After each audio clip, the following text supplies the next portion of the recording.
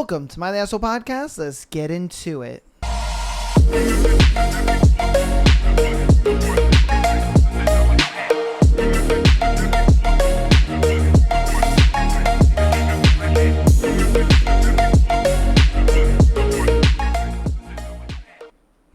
Welcome to My The Asshole Podcast. Today is Thursday. We got a beautiful episode for you guys. Of the title of this episode, you probably didn't see a thread on this episode. And the reason for that is because we are going to be doing a full, nice hour of our beautiful book, Beautiful Venom. Why? Because your boy is feeling under the weather. And just because I'm under the weather does not mean the train is going to stop and you guys aren't going to get content. But I look at it like, why hurt my throat even more when I can just give you guys 4 good chapters of the book? That should give you guys a nice little hour. I'm going to shut on up and we're going to get right on into the book. I love you guys. I hope that you guys have been having a great day. I'm going to just do announcements really quick and then we'll get into the book, okay? So patreon.com/My The Asshole Podcast. Get an exclusive episode every single Friday as well as being able to send in your scenario to be featured on the Tuesday and Sunday show. Sign up for that over 100 hours of content there. Thank you, audio listeners, for all the support that you guys have been showing. It has been tremendous and absolutely amazing. Thank you so much. If you want to help out even more, go ahead and follow us on Instagram, TikTok, as well as subscribing on YouTube. All of that is helpful. I do appreciate you guys, and I thank you guys so much for being here. And, I'm sure you guys are going to enjoy this episode. My voice is going to take a break. We're going to get right into our book. All right? I love you guys, though. So let's get right on into it. 14. Dahlia. Hush now, my darling. The moon's in the sky. The waves on the shore sing a soft lullaby. The stars in the heavens will watch while you sleep and carry your dreams to the ocean so deep. Mama's soft voice echoes in my ears as my lids fall closed, flickering in that dreamy place between wakefulness and sleep. Mommy? I whisper, but I'm not sure if any sound comes out. My head's heavy and my limbs are gripped by paralysis, as if I'm shackled to the rugged bed beneath me. Mom's gentle features appear blurry behind my reddening eyelids, but her soothing voice carries on in the darkness. Rest now, my sweet one.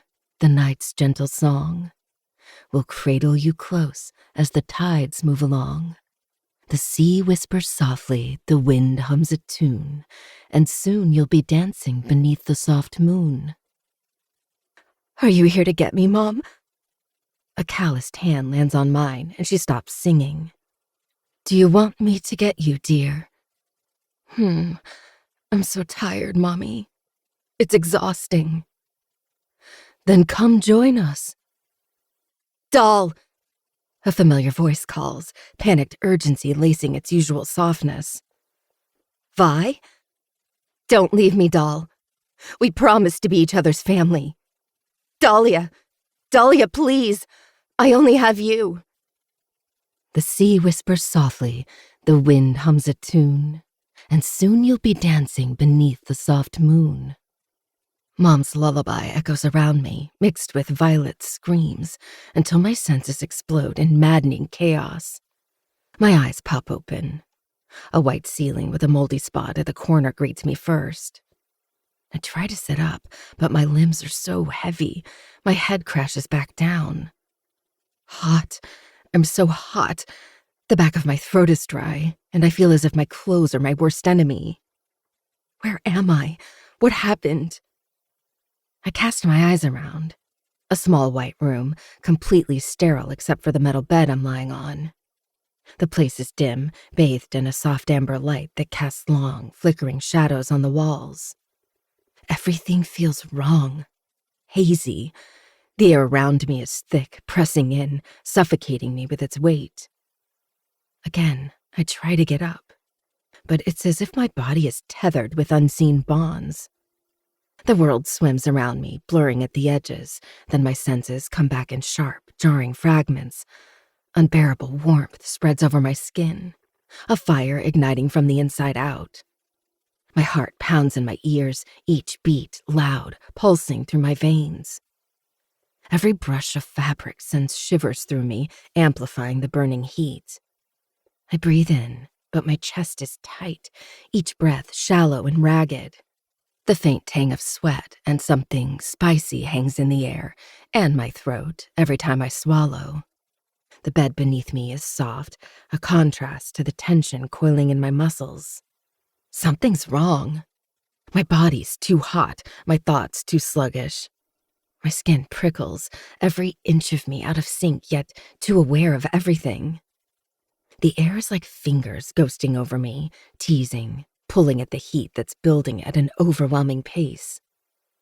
I try to move again, but it's like I'm disconnected from my body, my limbs barely responding to my brain.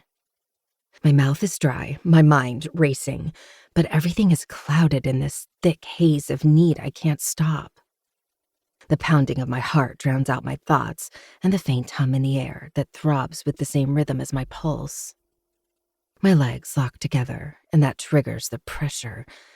I can feel the wetness gushing from my pussy. My skin burns with an ache I've never felt before. The door opens, and I stare up as two men wearing the familiar silver masks walk in. Who are you? Oh God, why does my voice sound so husky and needy? They approach me, and I slide back against the bed. No, stay away. Doesn't matter what the hell Isabella and her minions injected me with, I won't let them touch me. Not even if this is related to the organization. How about I start? The taller one says to the other, his voice rancid and scratchy. I wonder if she feels as good as she looks. No! I try to kick him when he reaches for my leg, but he easily catches it and tugs on my jeans. Stop acting like a prude. We all know you let Kane use you like a slut. He undoes the buttons and pulls them down, exposing my bottom half. Only my panties and the oversized hockey jersey cover me. I will kill you if you don't let me go. I kick and flail, fighting sluggishly as my eyes fill with tears. I swear I will. Their cruel laughter echoes in the air, condensing over my head like a mocking cloud. Good luck with that. Please. I tug on my jersey, squeezing my legs together until my knees knock. I hate that I have to resort to begging, but I'll do anything to leave this place in one piece. Then I'll poison these two in their sleep. The taller one grabs my thigh, his cooler hand a shock against my burning skin. A rush of pleasure rushes down my belly, and I throw my head back with a groan. Oh, God, no. Please, no. See? One of them sneers. You can't wait to be fucked like a whore. My mind is jumbled, and my body is desperate to alleviate the ache, but I still mumble. No. You wanted to be a VenCorp member, didn't you? This is what members do, bitch. They open their legs whenever those higher than them ask. Stop. Red. I whisper. My safe word lands on deaf ears. Right. That's only between me and Kane. I don't think Kane is behind one of these masks. At least, I hope he's not. I'd never forgive him if he did this to me. I'd kill him with my bare hands. Part of the reason why I allowed the sex at the initiation and the party was because I trusted he'd stop if I said the safe word. It's different if I'm being drugged and taken advantage of without the option to stop it. Anguish rips through me, raw and consuming. I want to fight, to scream, to tear their hands from my skin. But the drug they injected me with wraps around me like a vice, pulling me deeper into suffocating heat. Outsiders like you should recognize their limit. One of them says as each pulls a leg to part them. Consider this your warning. If you don't leave town within a week, you'll be fucked raw next time without the drug. Don't even think about asking Kane for help. We'll show him a video of you moaning for our dicks and he'll lose interest. We'll also share it online, so that you'll be known as the campus whore. My racing heart slows down a notch. It's not Kane. Am I supposed to feel this relieved? Happy, even? Ready for the night of your life? The one on my right asks. Fuck you, I mumble, but it ends in a muffled voice when he seizes my hair and yanks me up. When Kane did this, I was turned on, even if slightly apprehensive. Now I'm terrified to the core despite the artificial aphrodisiac. The air thickens further, the scent of sweat and something sickly sweet clinging to my skin, smothering me. Everything is slipping away. My grip on reality, my control, my strength. Vicious hands start to hook into my jersey, and I push with all of my might, but it barely touches them. Get up. Fight. You've always stood up for yourself. Fight. Don't scream. Fight. Don't cry. Fight. Fight, Dahlia. Fight. With painstaking effort, I pull my leg loose, aiming a desperate kick at the tallest guy's crotch. I don't think it's that strong, but he wails in pain and lifts his hand. Raising my arm, I place it in front of my face to protect myself. I wouldn't do that if I were you. The whole room goes quiet at that voice. The slap or punch doesn't come. Letting my arm drop, I shift sideways with painstaking effort. Jude. He's standing by the door, his large frame blocking the exit. Leaning against the wall, he casually slides both hands in his pockets and crosses his feet at the ankles. My heartbeat doesn't slow down, and no sense of safety overwhelms me upon seeing him.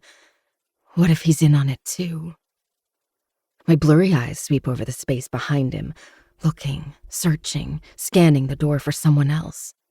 And I've never searched for someone to save me before. I've done the saving, for me and Vi. How? The taller of the guys faces Jude as the other keeps me down. No one knows about this place. That's what you think. Jude's voice is an effortlessly scary rumble without his having to do anything. Since when do pawns like you think you have agency? We're just acting on orders. Whose orders? Both guys remain silent. No matter who they are, they won't protect you from what will happen in exactly Jude checks his watch. 1 minute. The guys stare at each other, but the one who's grabbing my thigh, half leaning on the bed, doesn't release me. I try to wiggle free, but I'm too weak. My heartbeat is so loud, I think I'll have an attack. Through my blurry vision, I see the door slamming against the wall with so much force, I'm surprised it doesn't come off its hinges. At first, I can't see correctly. My vision is slipping in and out of focus. But I know it's him. A sense of peace befalls me, and my heart slows down. Kane. He's here. The quiet click of his footsteps echoes through the haze, steady and calm, but there's something dangerous lurking underneath. There's a shift in the air, and the room contracts around him, bending to his presence. He doesn't rush, doesn't shout. He's too composed, too controlled, like the stillness before a storm.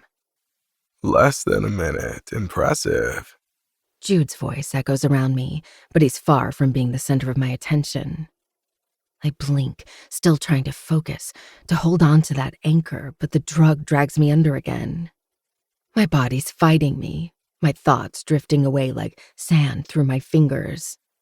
I barely register the cold ice blue of his eyes landing on me. There's no warmth there, no softness. Just a lethal edge that sends a shiver through the room. My chest heaves, my mind muddling between the need to escape and the pull of his presence. His gaze flickers over me, taking in everything. The way I'm pinned down, the glazed look that must be in my eyes, and my helplessness seeping from every pore. He shows no emotion as he tilts his head, focusing on the hands grabbing my legs. I open my mouth, trying to say something. His name, maybe, but nothing comes out. The men freeze, no doubt feeling the threat that simmers beneath Kane's calm exterior. A crackle of electricity lights up in the air as Kane's posture subtly shifts, and he snatches one of the men's wrists, then twists it. It doesn't look that forceful, but the man screams. Kane's voice resonates with a rich, low timbre. I already made it clear, didn't I? Which part of no one touches my fucking things do you not understand? We didn't know. Fuck! The shorter guy screams as a pop reverberates through the air. He broke his arm or wrist. The guy's howl bounces off the walls and rings in my ears. The other guy dashes toward the exit, but Jude seizes him by the collar of his shirt with ease. Not so fast. The one with the broken wrist falls to the floor, still screaming, but Kane stands behind him, grabs his left arm, and twists. Pop. His scream rings in the air, chilling like something from a horror movie. And it keeps intensifying as Kane kicks him in the nuts and crushes them with his shoe. The man's mask falls, revealing someone I've never seen before. His face is red, and his haphazard blonde hair covers his forehead. He curls up on the floor in a fetal position, wailing and crying. Kane stands over him, his shadow still, his posture uptight. Next time you touch what's mine, your whole body will be in a casket. My eyes are barely open, but I see him walking to the guy Jude's holding. Now, your turn. He catches his arm. Who gave you permission to touch what's mine? I can't tell. I'll be kicked out. You'll be kicked out anyway. The pop echoes in the air. A gut-wrenching scream follows. Let's try again. Kane secures his other arm. Who orchestrated this? If I tell you, will you keep me on? No, but whether you leave with your limbs intact or not depends on your next words. It was Preston. He hasn't even finished talking when Kane breaks his arm. You said you wouldn't hurt me. The man screams. Changed my mind. He kicks him as Jude holds him upright. I try to hold on to that sliver of the scene in front of me, but my body is slipping, falling into a fog. My vision blurs, dark spots dance in front of me, and my breath comes out in ragged, desperate gasps. Finally, I let myself lose the fight to stay conscious. As my world turns black, I come to a disturbing realization. I trust a monster like Kane to keep me safe. 15. Kane. My vision is red. My vision is never red. Ever since Jude called and told me he witnessed suspicious activity in the parking lot, my mood has taken a sharp dive. After the game, I was already driving up the hill for a meeting with Grant's closest directors in the company. I've mastered pretending to do my bidding in the businesses I'll inherit, but in reality, this is a way to build my connections and strip my father of his stronghold.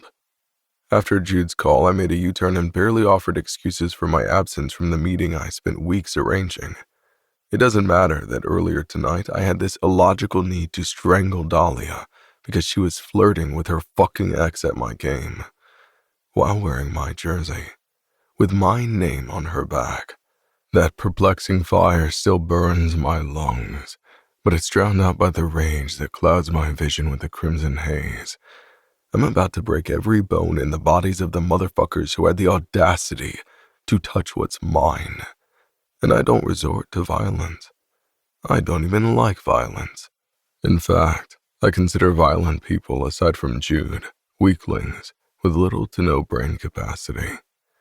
Yet the need to bash the two bastards' heads in beats beneath my skin like a need, an urge. This is beginning to feel too much like an impulse. I'll finish the job.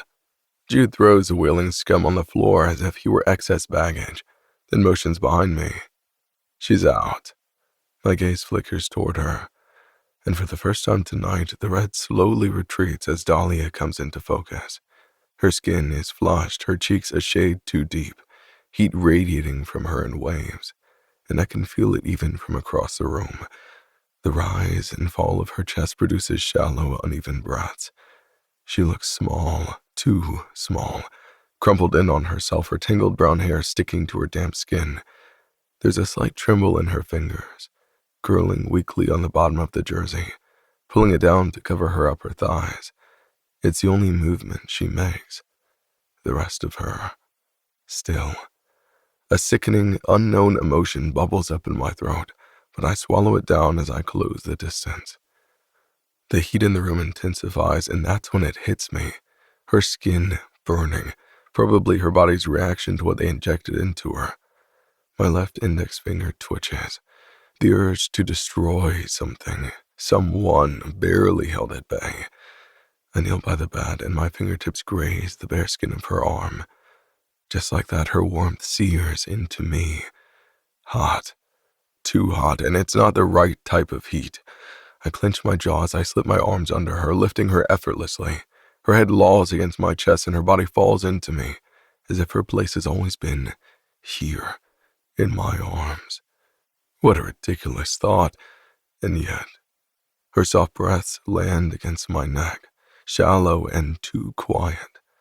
Dolly has never been quiet, so this is strange, to say the least. The faint smell of jasmine rips through my nostrils, filling me with her scent. Her skin is damp, flushed, burning up beneath my touch. I hold her tighter, watching the way she folds into me, her weight fragile in my arms. They tried to break her, to touch what's fucking mine. The more her body curls into me, desperate for something solid, something safe, the hotter the fire inside me ignites. Her fingers twitch against my chest, seeking an anchor, and the fact that she thinks of me as one, me, breaks through the fury muddying my head. Dahlia is strong, stronger than she knows, but at seeing her like this, broken, trembling, clinging to me for dear life, an unfamiliar feeling rushes through me. An ache, an urge to protect her in a way I've never protected anyone. And that's dangerous. No, it's lethal. Because not only will it affect my plans, but it'll also knock her off the chessboard as a useless pawn. I should be cold, pull away and maintain that distance I've carefully crafted between us. Maybe call someone, let them be the one to offer help while I retreat to the shadows. But I'm locked in place, unable to ignore her soft, quivering body press into me, her heat like a brand.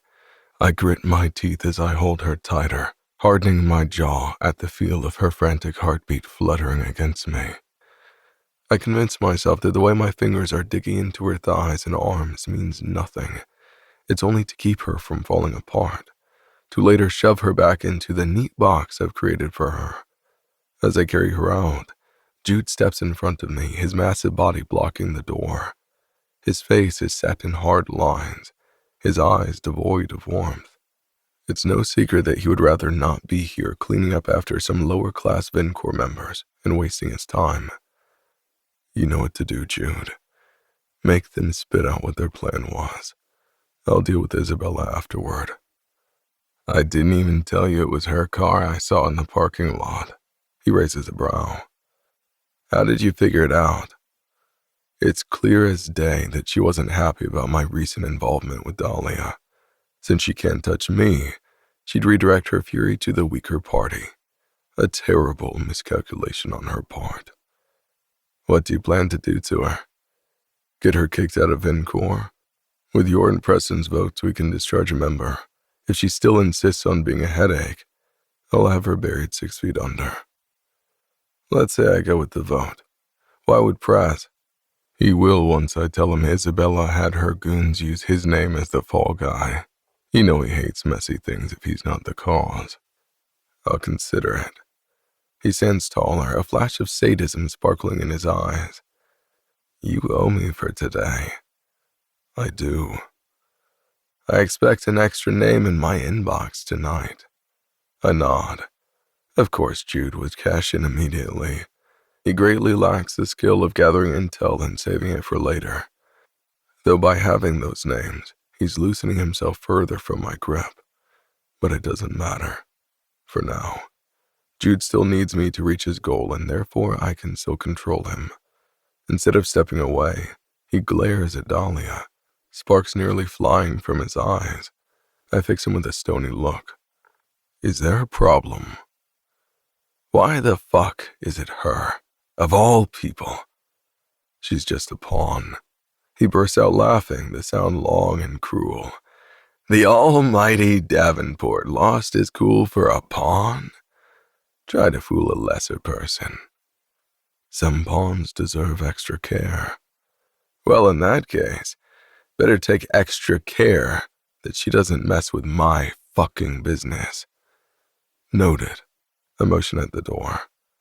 Will you move now? After one last ambiguous look at Dahlia, he steps aside and gathers a piece of fucking shit by his collar. As I walk out, Jude's voice carries from behind my back. I mean it, Davenport. She puts her nose where it doesn't belong, and she'll see her maker sooner rather than later. All bets will be off. I tilt my head in his direction and flash him a smile. Won't be happening, as long as you keep your fucking stalkerish tendencies in check. We're all good. By the time I arrived at my penthouse downtown, Dahlia was burning up. I placed her on the sofa in the living room earlier. Since then, I've been standing cross-armed by the floor-to-ceiling window overlooking the town's luminous skyline. What the fuck am I supposed to do? I've never taken care of someone else before, except for Preston when he goes off the rails, and even then I usually let Jude handle him while I manage the fallout. If Dahlia's fever doesn't come down, I'll take her to the ER, I suppose. A whimper rips from her lips and she thrashes, her movements making the leather sofa creak beneath her. She curls her fingers, stretching and pulling at the jersey. It rides up, revealing her white panties and stomach. Even under the soft light, the contrast of the white jersey is striking against her tan skin. My dick twitches to life, and I tear my gaze from her to look out the window. Her throaty moans echo in the air, silky and fucking erotic. Apparently, the concept of keeping myself in check escapes me when this girl is around, because I tilt my head in her direction again. Dahlia has slipped her right hand into her panties, touching herself in a frantic, uncoordinated motion. The scent of her wafts in the air as she releases a sound that's a mixture of a moan and a whine. Her left hand gropes and strokes her tits beneath the shirt. Jesus fucking Christ. I stride toward her and clutch her hand that's in her pussy and yank it out. Big mistake, because now not only does the room smell like her sweet pussy, but it's also the only thing I can breathe. Dahlia, wake up. Dahlia, open your fucking eyes. Please. Please. God fucking damn it. I adjust myself, but it does nothing to deflate the bulge in my pants. My knuckles brush her warm cheek as I tap. Begging will get you fucked, Wildflower. Her eyes blink open, slightly glazed over, the color more brown than green, sparkling as she studies my face. Kane. My name falls out of her mouth in a soft moan, and I close my eyes. Down. Stay fucking down. Kane. She moans again, softer, needier. I'm warm. I open my eyes and start to pull my hand away. Do you want to take a shower? No. It's uncomfortable. She grabs my hand with both her smaller ones and presses it on her soaking wet panties. Touch me. Make it go away. Fucking hell. Who knew that the ever-proud Dahlia Thorne, a literal thorn in my side, has this needy, seductive side to her? Want me to touch you here? I lazily stroke her over the damp fabric, and she throws her head back, her skin flushed, forehead sweaty. Yes. Yes. More. My fingers slip beneath her panties, and I circle her clit. Her thighs tremble, and a shiver rips through her. She's like a marionette in my hands, reacting to my merest touch. Dahlia's moans turn deeper, more desperate. Oh, yes. There.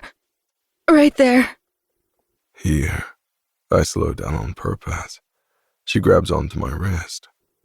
Faster. More. Do you want me to fuck you, Dahlia? Want my cock to sink into that tiny cunt of yours and relieve the ache.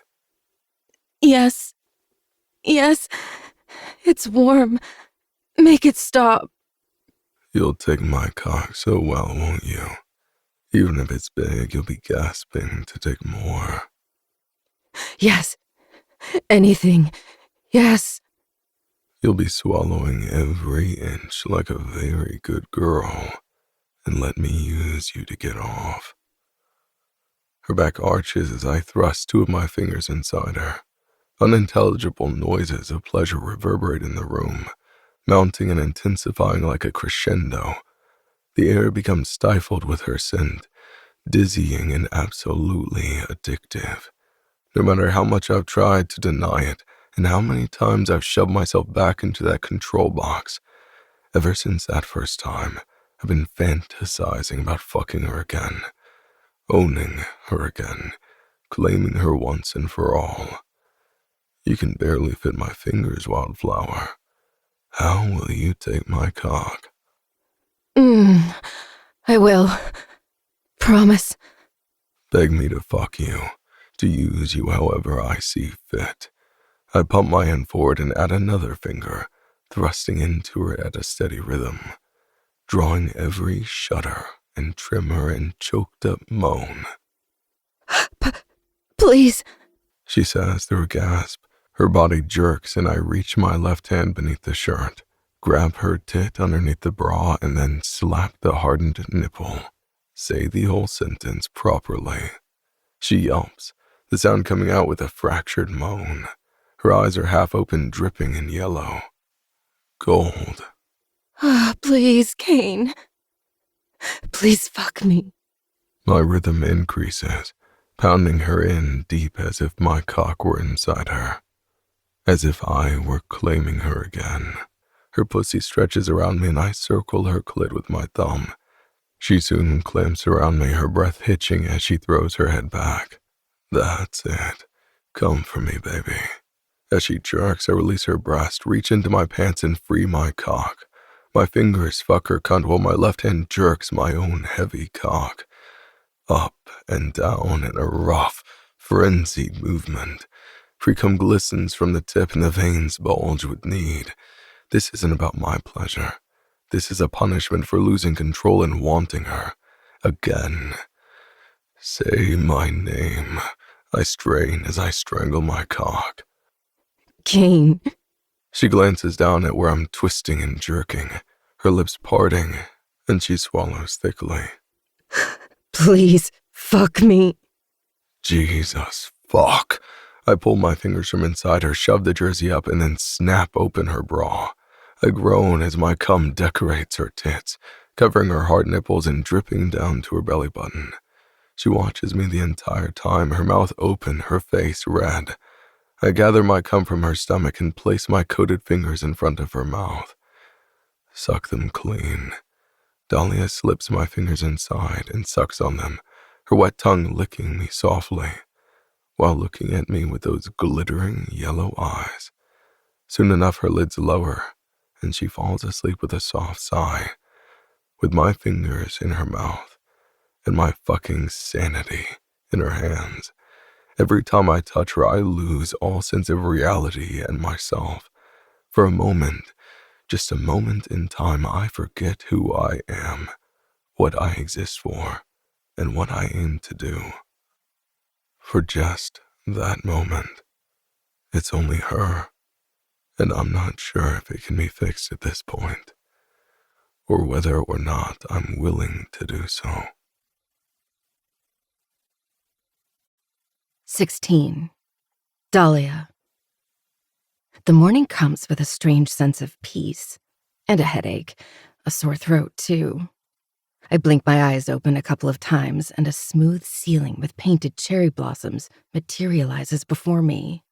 The stunning 3D details are so well illustrated, I feel as if I've been transported into a fairy tale.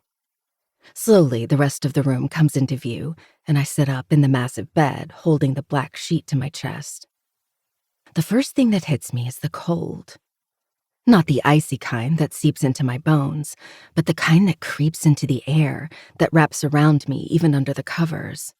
It's everywhere, spreading from the walls, the floor, and the very space around me. Kane's space. It smells like him, wood smoke and leather. The room is massive, but it feels suffocating. Aside from the cherry blossom ceiling, everything else is devoid of warmth. Dark gray walls swallow the light whole. Clean lines, minimalistic, with everything perfectly in place. There are no personal touches, no photos, and only a few hockey trophies opposite me. There's nothing that says someone lives or breathes here. It's more like a carefully constructed illusion of control. I drag my gaze over to the desk in the corner. Stark, empty, just like the man who owns it. There's no clutter, no evidence of life. It's pristine, as if everything in this room is a testament to how he keeps his world, perfectly ordered.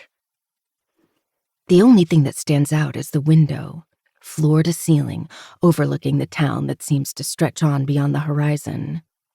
The morning light filters in, but it's muted, dull, as if even the sun can't warm this space. Outside, the town buzzes with life, but inside, everything is unnervingly still. I shift under the sheets, my body aching, my mind trying to piece together how I got here. The memories filter in like an old, grainy movie. The drugging, the kidnapping, the masked men. And then, Kane. Oh, God. I cut my mouth, my eyes widening. Please tell me I didn't beg Kane to touch me. Fuck me. And he didn't. He only fingered me and came all over me, but he didn't fuck me. Why the hell am I disappointed? I wish the earth could swallow me alive and spare me the embarrassment. My eyes land on a change of clothes on the foot of the bed, and I assume that means I can use his shower. After a few seconds of internally kicking myself, I walk into the sleek bathroom. I remove the jersey and my underwear, then pause at the view of his dried cum on my stomach. He really loves leaving his mark all over me like an animal. I should feel mad or something, but I'm more enraged by how I acted. The elegant shower has so many settings, it takes me a few minutes to figure it out. After I finish, I towel dry my hair and put on his Viper's hoodie and sweatpants. I have to roll the waistband a couple of times and tie the drawstrings so they'll remain in place. The rich smell of food tickles my nostrils as I walk out of the bedroom and down the hallway full of impressionist artwork. Then finally reach the living room I mildly recognize from last night. This place is massive and frighteningly expensive. I move carefully, self-conscious about touching or, worse, knocking over and breaking something. I bet I couldn't pay for it even if I sold myself on the black market. My bare feet falter at the doorway of the kitchen, the sight of Kane hitting me like a punch to the gut. He stands at the stove with his back to me, his broad, muscular frame covered in nothing but a pair of gray sweatpants that hang low on his hips. The morning light filters through the window, casting a faint glow on the sharp planes of his body, highlighting the lines of his muscles. But that's not what steals my breath. It's the ink and scars. As he turns to the side, I see a serpent coiling around his left shoulder, black and detailed, the scales gleaming in the light. Its head rests near his collarbone, mouth open as if ready to strike. I can't look away. My eyes take in every detail of the tattoo. It's all things Kane. Cold, dangerous, poised. Just beneath the serpent lie jagged, uneven scars, crisscrossing his skin like a roadmap of pain. While I have no clue who or what put them on him, I know it must have been brutal. My stomach churns at the sight, as if I've seen a kicked puppy shivering by the side of the road. Only in this case, I can't pick him up and carry him to a shelter. And Kane is by no means a puppy. How is it possible that someone hurt him enough to cause those scars? He always seems invincible, untouchable. He's a hockey god and a monarch both on campus and in town. No one would dare come near him. But they did. And he's been hurt to the point of being permanently marked. More ink wraps around his other arm, intricate lines that form a raven with its wings spread wide across his shoulder, its eyes hollow and dark. Beneath the bird, a small Latin phrase I can't quite make out curves around his ribs, disappearing into the shadows of his skin. Everything about him is a warning. The tattoos, the scars, the way his body moves with silent power, like he's always ready to pounce. However, right now, he's just a man standing in a kitchen, scrambling eggs like it's the most natural thing in the world. You're up. The low timbre of his voice carries through the room like a cool breeze. Yeah. I draw a circle on my thumb. Sit down. Breakfast is ready. He turns off the stove and empties the pan's contents onto a plate with unnerving precision. No mess in sight. Thanks, but I can figure out something to eat on my way home. He lifts his gaze, looking at me for the first time this morning. His icy eyes linger on my baggy clothes, heavy, as if he can see beneath them. It doesn't help that his wood smoke scent clings to my skin, wrapping around me like invisible hands. He walks over to the dining area with 2 plates and places them on the table. I catch glimpses of the raven's wing stretching to his chest before he retrieves a plain white t-shirt from the back of a chair and slips it over his head, killing my view. He motions at the chair opposite his. Sit down, Dahlia. Really, I can... The food is already made. Don't rebel just for the sake of it, and sit down. I wasn't rebelling. I'm just not used to someone cooking for me aside from Vi. My stomach growls. Kane lifts a brow. You were saying. I rub my nape, then slowly sit. The table is absurdly full, and the aroma nearly makes me drool. Plates are arranged with precision, eggs scrambled to a soft yellow, slices of toast perfectly golden, and a side of fresh fruit that seems to have been cut by a machine. A coffee pot, 2 high-quality porcelain cups, orange juice, and a milk jug. There's jelly and butter, crisp and glistening bacon, and pancakes stacked high, steam still rising off them like some kind of picture-perfect domestic fantasy. The fact that someone like Kane can make something as normal as breakfast while being fully capable of breaking people's arms with his bare hands is both astonishing and disturbing. Go on. Don't just watch in amazement. Eat. He speaks as he cuts into his toast and eggs. I don't need to be told twice. I dig into the eggs and shamelessly finish most of my plate in no time. This is so good, honestly. And I'm a bit embarrassed to admit it, but I've never had this type of full breakfast before. I've been lucky to have coffee and some boiled eggs or something from a convenience store on my way to work or school. A knife digs into the top of my toast. Slow down, or you'll suffer from indigestion at best or choke at worst. I swallow the contents of my mouth. Sorry. About what? My table manners. I'm a bit hungry. I think a slight smile twitches his lips, but it disappears as he continues eating. Chew properly and take your time. It takes effort not to devour everything in sight and make myself look like a cave woman. Kane watching me like some strict parent isn't helping. He takes a sip of his juice, his eyes rolling over me like a sensual caress. Like last night. Don't think about it. Just don't. Is it a habit? What?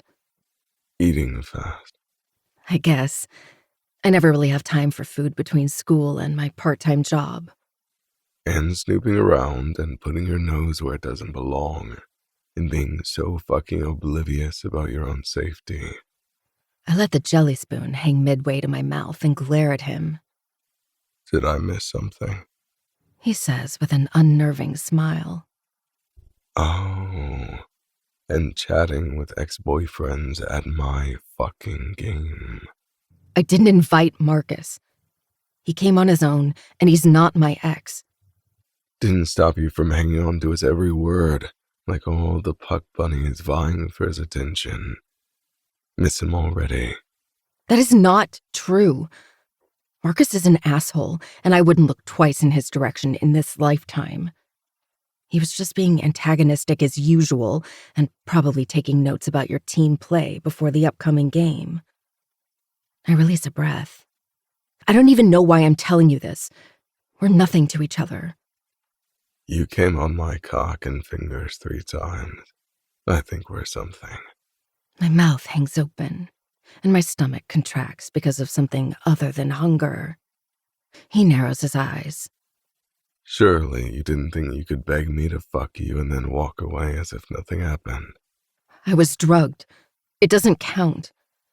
He takes a sip of his coffee. It does for me. So, what are we? What do you want us to be? A partnership? We're not a business. I frown and nibble on my pancake. Then what? Fuck buddies? If that's what you want, all you had to do was ask. I don't want that. You're the one who seemed to lead me toward that conclusion. You have any objections? Too many to count. Most importantly, I don't even know you. You will with time. For instance, I don't appreciate you flirting with other men at my game. I wasn't flirting. I have my doubts. I still know next to nothing about you. There's no need for a resume if we're fucking. I release a long sigh and drop the pancake to the plate. Why would you want that type of relationship with me? I don't want it per se, but it seems that staking a claim is the only way to ensure that no one will dare to touch my things. I'm not a thing. Not a thing, my thing. Well, your staking a claim or not didn't stop what happened last night. His jaw clenches. It won't happen again. Let's say I agree. And then what? You ditch me once you're bored? Possibly. Wow. And they say romance is dead. I don't intend to romance you, Dahlia. I don't do that. So if you're looking for soft love confessions, a box of chocolates and a bouquet of flowers, walk out right now. But if you prefer rough games and primal impact play, we might be able to work something out. My throat dries up, and a loud voice inside me tells me to run, as fast as possible, but I remain rooted in place. This is the only way to get close to Kane. Though I'd be a liar if I said some part of me doesn't come alive at his words. Will you hurt me? I whisper. Yes. The word is like a whip to my sensitive core. I clench my legs. How much? To your limits. And I don't mean the limits you believe exist in your head, but beyond that. Will you give me a heads up? No. A slight smirk lifts the corner of his lips. Where's the fun in that? I gulp, both deep fear and morbid expectation coursing through me. Can I still use red to stop it? Yes. Okay then. Red is the only word that can stop me. No, stop it, and I don't want this will only turn me on. Your fight turns me on. Sick asshole, I mutter under my breath. I heard that. And if I'm sick, what does that make you? Because you've been rubbing your legs together the entire time I've been painting a picture in your head. I have not. He smiles like a predator who's locked in on his prey. Now, shouldn't you thank me for saving you? I'll retrieve your bike and drop it off at your dorm. I'll also get Isabella off your back. Permanently. After you let her, and who knows how many other people watch you fuck me, I don't see the point. Watch me fuck you. My fingers clench in my lap. At the initiation, there was a camera, no? Isabella implied that she watched the entire thing. And you believed her. What was I supposed to do? Isabella is not a senior member and wasn't even there. The only members present were me, Preston, Jude, and 3 others who aren't on the hockey team. Wow, thanks. At least now I know Isabella didn't see the video. But the others did. They did not. But the camera? Disabled. How did she and her brother know then? Probably Preston spreading rumors in his free time. Oh. A part of me is still skeptical, but when I stare into Kane's cool eyes, I believe him. Which I probably shouldn't, considering the circumstances. He watches me with intrusive intent. What? I'm still waiting for you to thank me for last night. Do you usually save people to be thanked? I don't usually save people, but in your case, yes. I want to be thanked properly. Thanks, I say around a bite of pancake. That didn't sound sincere. Well, you should have provided clearer instructions. You said to thank you, not to make it sound sincere. He narrows his eyes. That mouth of yours needs to learn some discipline. Or you need to listen to other opinions aside from your own. Not interested. Either things go my way or they crash and burn. No in between. The warning is clear. I shouldn't mess with his system. But something tells me that behind all that control, behind the walls and the cold, there's chaos. And somehow, some way, I've been pulled into it. Now, whether I get consumed by it or use it to my advantage depends on how I handle this new situation. We finish breakfast in relative silence. Kane doesn't seem to want to talk much, and my attempts to start a conversation are met with monosyllabic replies. It's the ice fortress that surrounds him, completely camouflaging him from the outside world. And me. As we stand to get ready for school, the doorbell rings. Kane goes to the screen that shows who's outside. I trudge behind him and lean sideways to see. A woman who looks to be in her mid to late 40s stands there with a weary expression, her cheeks sunken and her icy eyes a replica of Kane's. His mother? I expect him to open the door, but he just clicks on the phone button, his voice completely detached. Mother, what can I do for you? Honey. She lifts a box in front of the camera. I made you your favorite cookies. I don't eat those anymore. Her expression sinks, and she shifts her eyes to the side, awkwardly inspecting her surroundings. If there isn't anything else. He reaches for the hang-up button, but I press the unlock key first. Please come in, Mrs. Davenport, I say before the click of the door sounds in the distance. Kane's head tilts in my direction, his eyes narrowing. What do you think you're doing?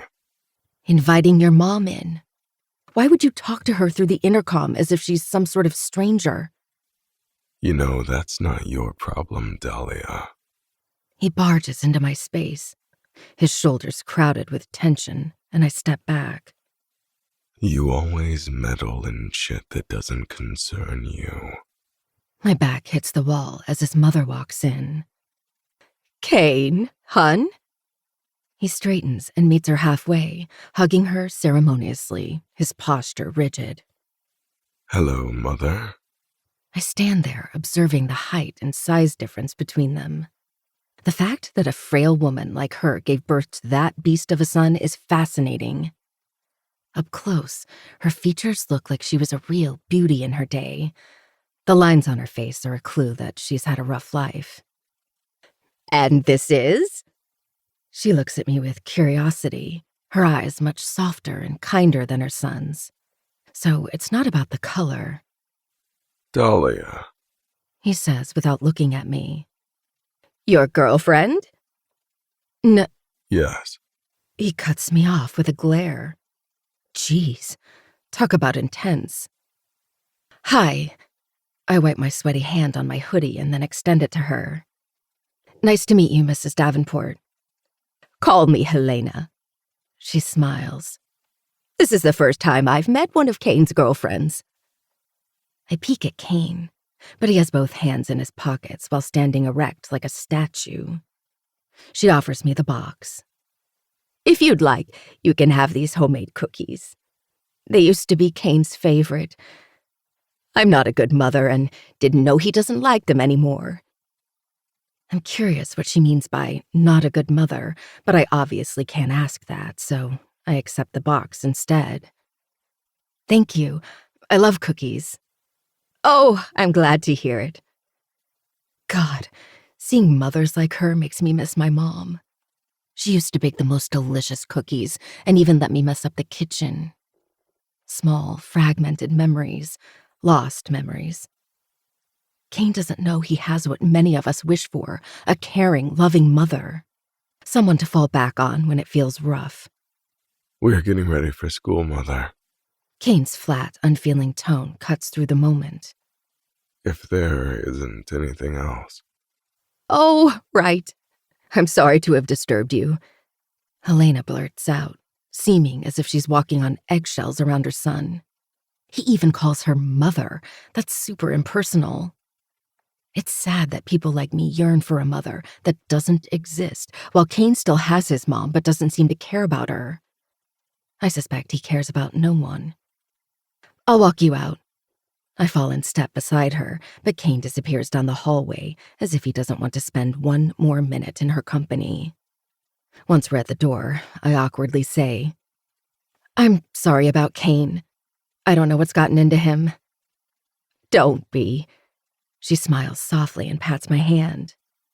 I think you're a good person, Dahlia. So let me offer you a piece of advice. Yes? Run away while you can. Once you're in, you'll never be able to leave. 17. Dahlia. 2 days later, Kane sent me an invitation to a party. Not just any party, a members-only party. To say I wish I could high-five myself would be an understatement. I knew that patience would eventually get me here, to Ravenswood Hill. The Armstrongs are hosting this event in their extravagant mansion. The security is tight around the gated community, and my invitation had to be scanned by some special infrared machine, and I was thoroughly searched for weapons.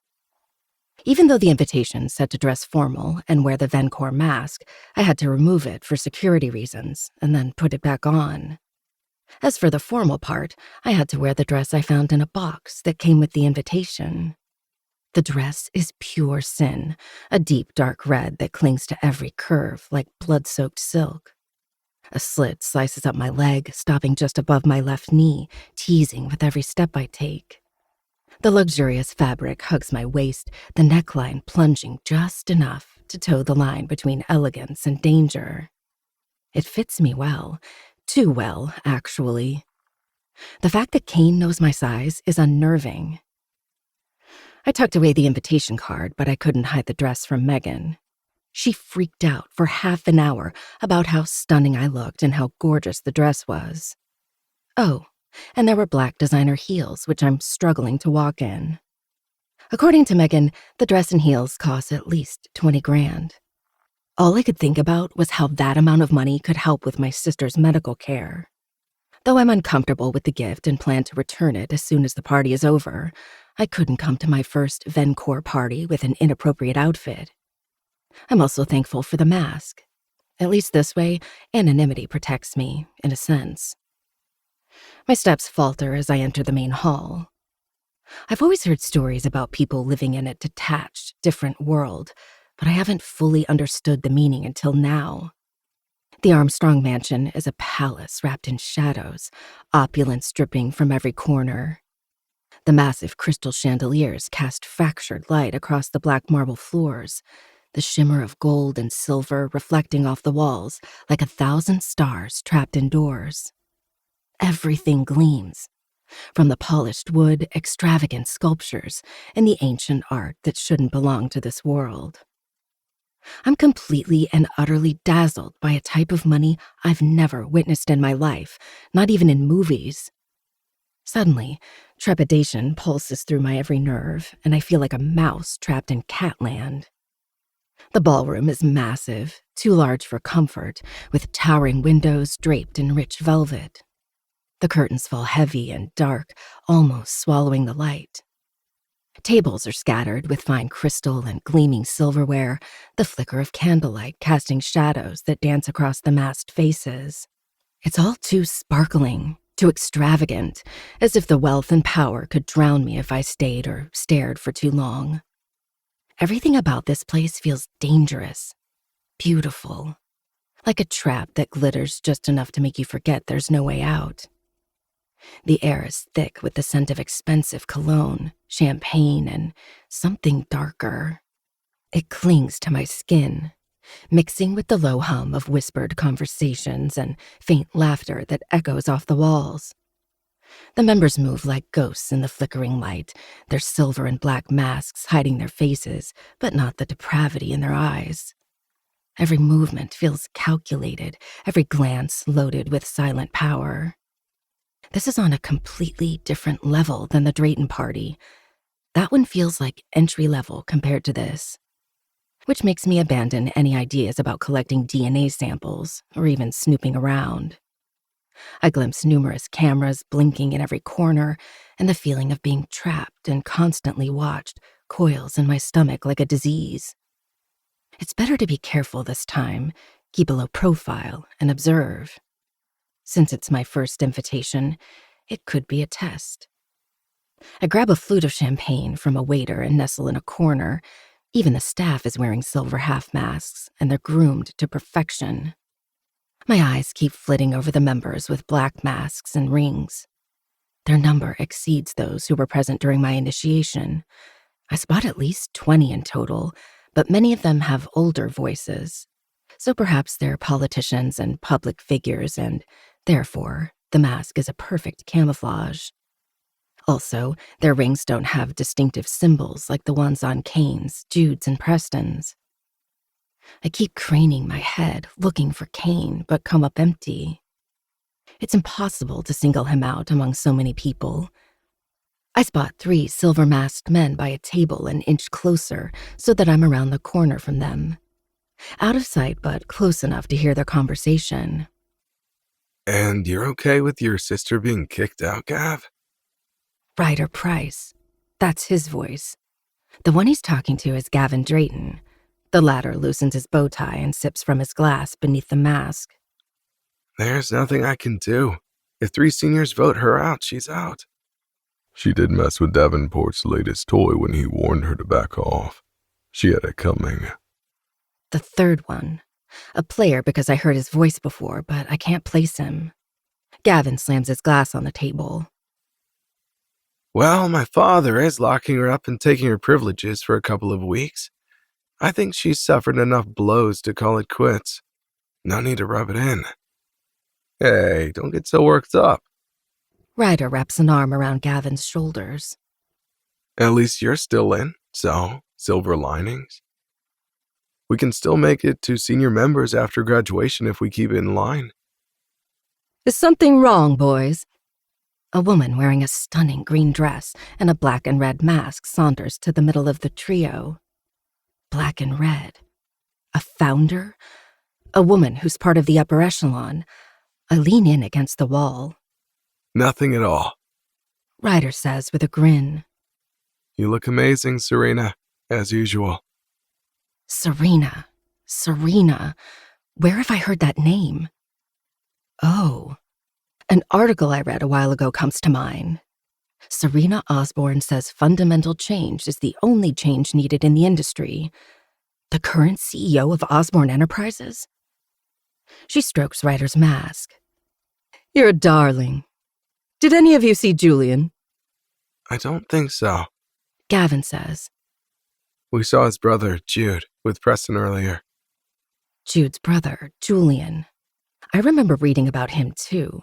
If I remember correctly, Julian Callahan's name was brought up as the country's top innovator in the pharmaceutical sector. I see. Serena pats Ryder's mask again, and he freezes as if he doesn't dare to breathe. It's amazing how an average-height woman can make 3 men who are double and triple her size stand so still in reverence. Have fun, boys. She pauses and then tilts her head to the side. Don't give my brother a hard time in the upcoming game. Yes, ma'am. They all but salute. Her throaty laughter carries in the air as she walks with purpose to the next group, all full of people in black and red masks. I thought there were only 4 members who had those masks, meaning the heads of the founding families. But in that group alone, there are 6. Serena is number 7. Don't give her brother a hard time. Gav scoffs, his voice low. I'm surprised she hasn't already put a target on Marcus's back, considering he's rumored to be absorbed back in, so he can take her place in the family. Who says she hasn't? The third person I can't name says even lower. Marcus is just a cat with 9 lives. Right, Marcus. I forgot that while I was observing. Marcus Osborne is Serena's half-brother. But hold on, absorbed back in? Do they even know Marcus?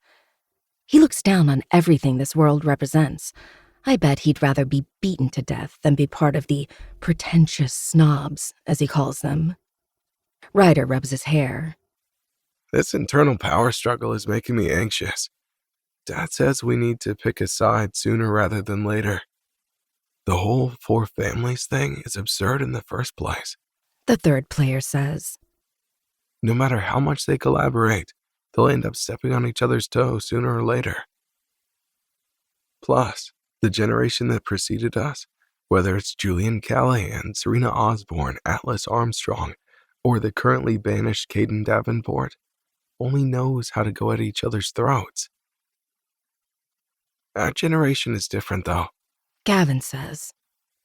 Kane, Jude, and Press are tightly knit. For now. Player 3 stares into the distance. After Caden's banishment, Grant Davenport's business decisions suffered greatly, and it's starting to impact their standing. It's just a matter of time before either Serena, Julian, or Atlas uses that opening and crushes them. That will signal a war. Fuck this. Ryder grumbles. I don't like the unknown in this entire thing. I'd rather they send us to kill people instead of picking sides. Better yet, I just want to play hockey and hook up with beautiful women. Is that too much to ask? Gavin throws a hand on his shoulder. We'll survive. In the game of predators, small flies like us only need to know our place. As they walk away, I keep thinking about what they said. Gavin Drayton, the son of the mayor, who lives in the biggest and most beautiful house I've ever seen, just called himself a fly. Also Ryder, whose family literally owns a chain of shopping malls. If they're flies, what the hell am I? The sound of metal clinking on glass echoes in the air, silencing everyone. The crowd's attention turns to the top of the marble stairs covered in a red carpet where 5 people stand. The man who's holding the champagne glass is wearing a black and red mask. The woman to his right is donning a black mask, and the man to his left has a black and red mask. Another man stands a step down wearing a black mask while holding the hand of a little girl who's wearing a pink, fluffy half mask. I assume the man who commanded everyone's attention is Lawrence Armstrong, a tycoon who owns an international energy resources company. The woman is probably his wife, and the third man is Atlas Armstrong, his younger brother. The guy holding the girl's hand is Preston, and the little girl must be his sister. Lawrence raises his glass, then his voice echoes around the hall. I'm honored to host you at my humble estate. Tonight is about forming connection between the members. Please don't hesitate to ask our ingenious butler for your specific needs, no matter what they are. He motions at a man who's wearing a black half mask, and he bows courteously. With that, ladies and gentlemen, please enjoy your evening. In the shadows. We rule! Everyone echoes at once, the hall vibrating with their voices. The party continues with soft piano music playing in the background. I spot some members, mostly in silver masks, being approached by the staff and then following them out. I crane my head, searching for the best corner where I can hide and carry on my observation. You look lonely. I startle at the sudden voice. Geez, I didn't even notice him approaching. Dark eyes stare, or glare, at me through the openings in the black mask, and his massive physique blocks my vision. "Jude?" I ask, unsure if I heard his voice correctly. He reaches a hand out and I step aside, feeling a destructive energy directed at me. But he just grabs a silver fork from the table behind me and twirls it. Have you ever heard of being at the wrong place at the wrong time? Yes. Why? You're in that situation right now, I was invited by Kane. and you trust him to keep you safe. My mouth opens and then closes. I do. In a deep part of me I don't recognize, I feel like he'd keep me safe. Perhaps it's because he's shielded me twice, at Drayton's party and after I was drugged. And though he can be intense with me, I don't believe he'd expose me to danger. At least, not intentionally. I hope. You do. Jude says when I remain silent. You're a lot more stupid than I thought. Don't insult me. Then don't put yourself in situations where you're bound to be insulted. He glares at me, and I'm lost for words. Why would Jude have this much hostility toward me? It's almost as if he hates me. Though I noticed he treats everyone with the same energy, so perhaps it's not only me, and he hates everyone. A man wearing a black mask and a tailored suit wraps his arm around Jude. Big man, why are you wasting your time here? The show's about to start. Preston. What show? I ask. He barely casts a glance in my direction. None of your concern, Delilah. It's Dahlia. Whatever it is, illegitimate Osborns and anyone related to them are not welcome here. I can hear the permanent smirk in his voice. I'm not related to Marcus just because I went out with him for 2 weeks. I'm a member, which is why I'm here. On trial. Jude says. I wouldn't hold my breath if I were you. Here's a secret. Preston lowers his voice. 95% of trial members get banished, and the 5% who get in are of our social standing. I swallow, staring between them as if they're demons rearing their ugly heads. Oh, Preston feigns sympathy. you didn't honestly think we pick up strays off the street, did you? We might indulge in some charity to feed you, provide a roof over your head, and keep you alive so you can oil the machine, but that's all.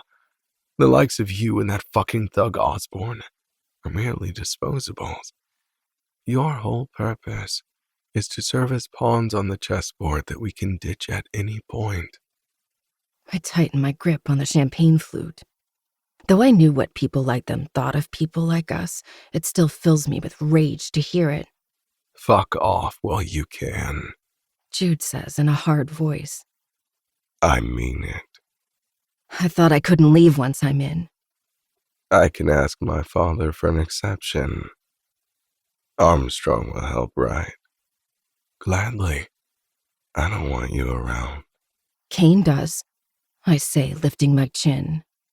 And to my understanding, he's the only one who has a say in my acceptance.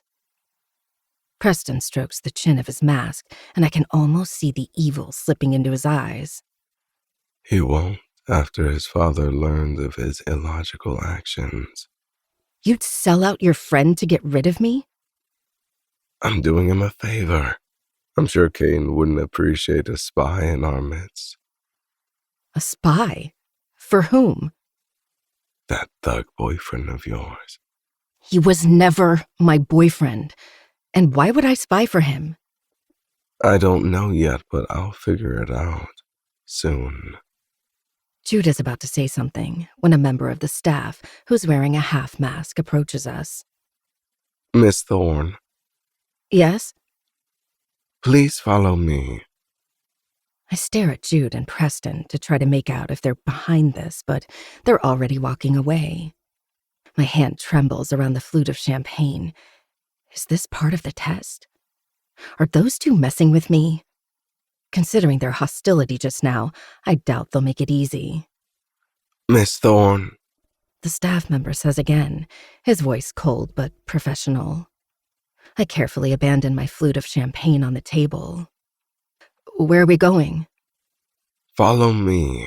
He repeats, completely ignoring my question. My steps are heavy and my heels dig into my skin with every move. Pretty sure I have a blister, and it throbs with an unrelenting pulse. The discomfort mixes with apprehension, and I draw circles on my thumb as I study the long hall adorned with dark green wallpaper and muted wall lamps. There are no people, nor is there any indication of our destination. The noise from the party slowly fades until it disappears, leaving space for the man's hushed footsteps and my louder ones. Where are you taking me? My carefully voiced question pierces the silence. We'll arrive soon. He doesn't even acknowledge me as he speaks. Images from that hellish initiation play in my head on a loop, and I tense up in anticipation of whatever they have planned for me. At the end of the hall, the man takes a few complicated turns that I can't keep up with, and then unlocks the door and pulls it open. Please proceed. I hesitate, but upon seeing what appears to be a garden, I relax a little and step out. The door clicks shut behind me, but I pause when I find out that I wasn't led to a garden, but more like a structure of strategically cut trees and hedges. I walk for a bit, taking note of the trunks and memorizing the shapes. It's dark, though, with only a line of light tucked deep between the clouds, so it's difficult to see. The cold air clings to my skin, sharp and biting, and I wrap my arms around myself for some semblance of warmth. The night is thick and heavy, pressing in on me from all sides, and the faint rustle of leaves is the only sound in this endless stretch of unsettling silence. My heels sink into the damp grass with every step, the soft squish beneath me unnerving. The hedges loom tall, twisting and turning, swallowing the path in front of me. Wait, didn't I just pass by that tree? I look behind me and freeze. This isn't just a quirky garden. It's a maze. I can barely see 2 feet in front of me. The shadows move as if they're alive, the moon slipping through the clouds, doing little to pierce through the blanket of black that wraps around everything.